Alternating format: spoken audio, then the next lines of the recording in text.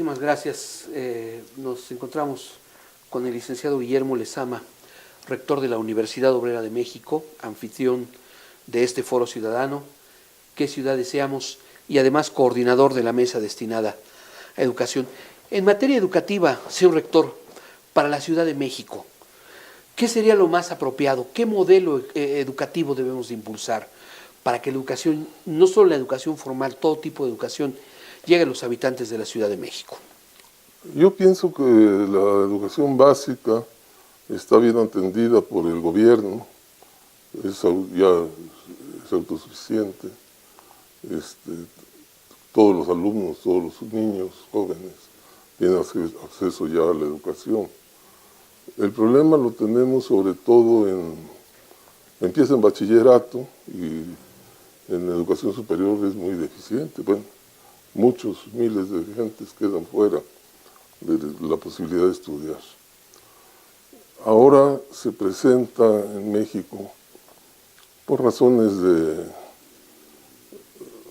neoliberalismo,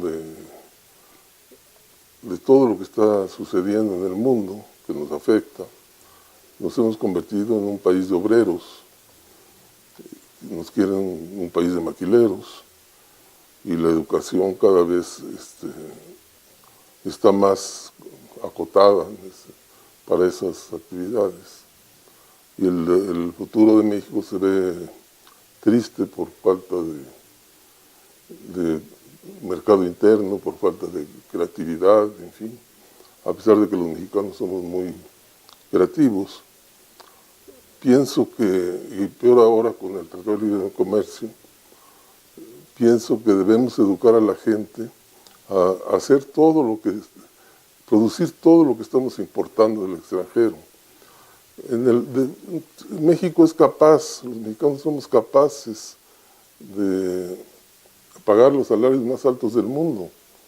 Todo lo que importamos es con los salarios más altos del mundo. Y lo que exportamos es con los salarios más bajos. Eso es sumamente grave. No hay ninguna equidad en el Tratado de Libre Comercio. Es el momento de que hagamos un esfuerzo por producir todos aquellos productos que importamos. Claro, en algunos nos faltará tecnología, pero podemos ir a crearla y consumir lo nuestro, traer un gran mercado y tener buenos salarios.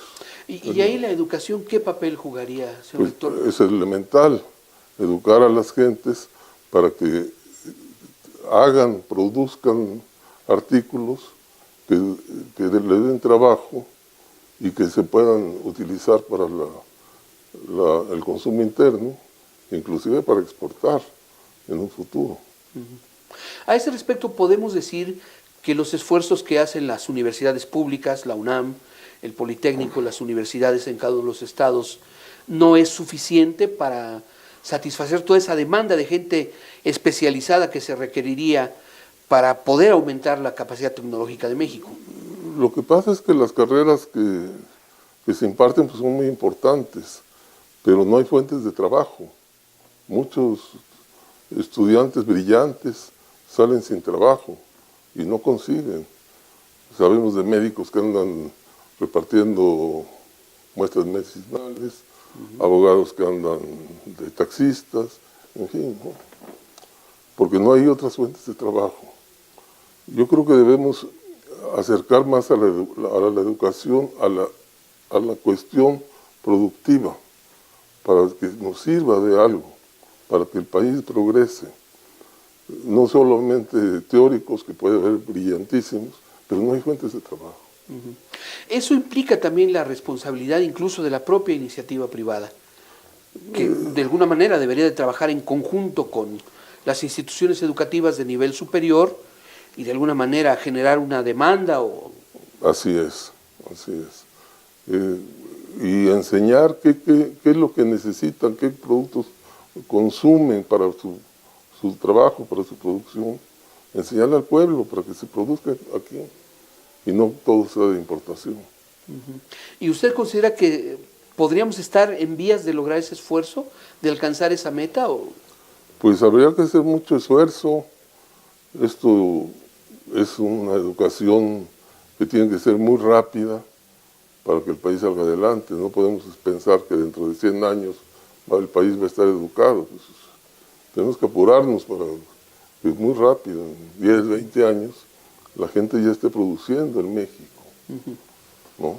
¿De qué tipo de carreras o de qué tipo de especialistas estaríamos hablando muy concretamente, señor rector? Pues de carreras técnicas que se den después del bachillerato en 2, 3 años, cuando mucho, y que sean aplicables a la producción inmediatamente, pues en todas las ramas.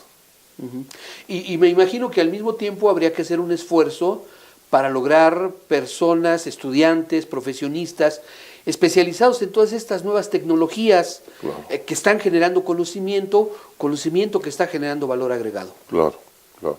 Sería otra de las responsabilidades de la educación. Le pongo un ejemplo. Japón, después del bombazo de Hiroshima, en fin, en pocos años, yo cuando estudiaba en los años 66, 67, en la materia de economía, llevamos un curso sobre cómo se desarrolló Japón. Ya en aquel entonces, a escasamente 20 años de haber sido atacados de la guerra, los pusieron al pueblo a enrollar bobinas, a producir cosas electrónicas, y fue lo que permitió a Japón convertirse en potencia de primer mundo, porque luego empezaron a trabajar.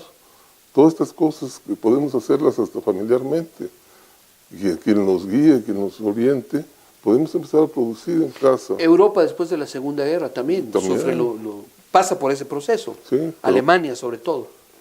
Sí, pero Alemania tiene una tradición tecnológica ancestral. Y tuvieron el apoyo, Alemania Occidental tuvo el apoyo americano y inglés, en fin, francés, pero los japoneses no, y desarrollaron todo brutalmente. Ahora China, por ejemplo, bueno.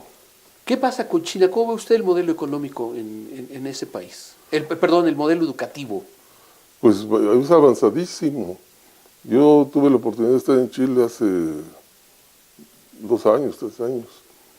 Es increíble, de un país con 1.300 millones de habitantes, el 80% estaban en la miseria. Ahorita el 60% es un país próspero. Tuvimos una guía a la que le propusimos que ella trabajaba de 8 de la mañana a 4 de la tarde con nosotros. Y le propusimos para conocer un poco las ciudades, que le pagábamos extra a nosotros y que trabajaba hasta las 8. Y nos contestó, no, nosotros con lo que ganamos más suficiente.